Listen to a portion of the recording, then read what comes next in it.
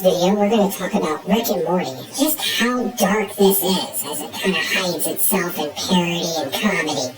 But it gets deep and dark. Let's break it down.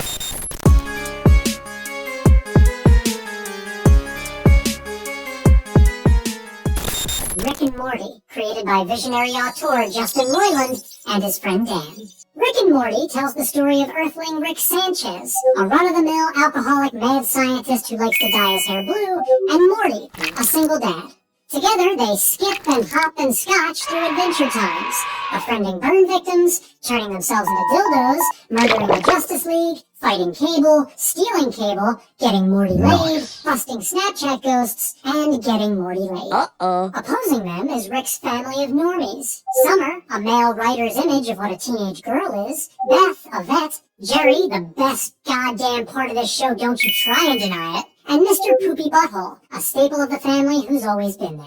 Armed with a portal gun, Rick and Morty frolic through the multicultural verse, exploring an infinite number of realities while generating an infinite amount of money. As a series, Rick and Morty is a smorgasbord of pop culture jokes, and to be fair, you have to have a very high IQ to understand it. From sci-fi to reality shows to President Garfield, I'm Gazorpazorp Field, bitch. The show's bread and butterfingers is subverting the tricks and tropes of Earth's favorite properties. How was your day? I don't want to talk about it. Oh, of course, you never want to talk about it. Indeed, the central concept of Rick and Morty is a cynical play on Back to the Future, with Rick standing in for Doc Brown and Morty for Michael J. Disney. The film uses the possibility of an alternate reality to demonstrate that friends and family are irreplaceable, and that it's all downhill after high school. In Rick and Morty, however, the existence of alternate realities means that family members are as interchangeable as the hookers I pay to spank my face. Some of the show's most biting cynicism is reserved for morality tales. In Something Wicked This Way Comes, the show plays with the concept of the deal with the daredevil through a parody of needful things, not to be confused with needy things,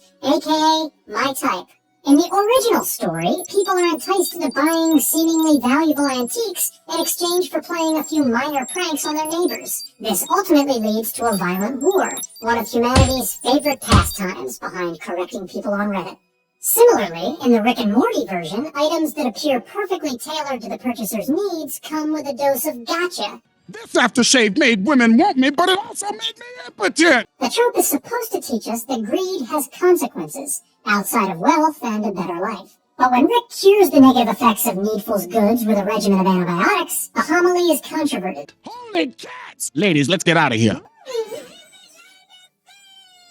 The show, however, saves plenty of ammunition to mock itself, and one day shoot itself in the face. Rick and Morty constantly makes fun of the narrative structures that it's bound to as a TV show on America's network Adult Swim. You can keep wondering that while we go on a fun, fresh, self-contained adventure to Atlantis. The Call to Adventure, for instance, is a plot development tool that kicks off a story by somehow presenting a conflict to the protagonist. In Vindicators 3, this device is used with no attempt to conceal it and gets owned like a noob.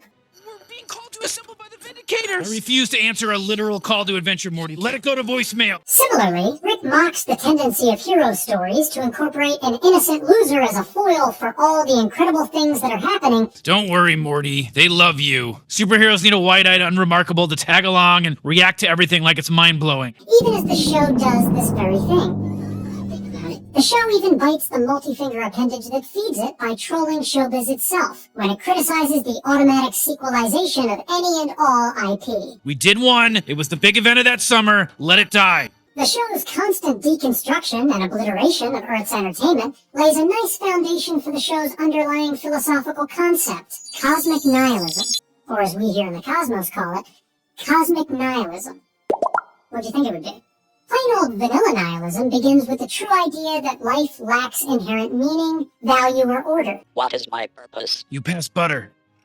Oh my god. Rick and Morty's special flavor of this asserts that things like freedom, love, hope, and joy, which I've heard nothing but good things about, are simply man-made constructs trying to conceal the yawning void. This philosophy not only explains Rick's dedication to Mulan sauce and blasé reaction to world-ending scenarios, but also provides much of the show's conflict, as more Goody Three-Shoes characters are inevitably forced to confront this grim reality. Nobody exists on purpose. Nobody belongs anywhere. Everybody's gonna die.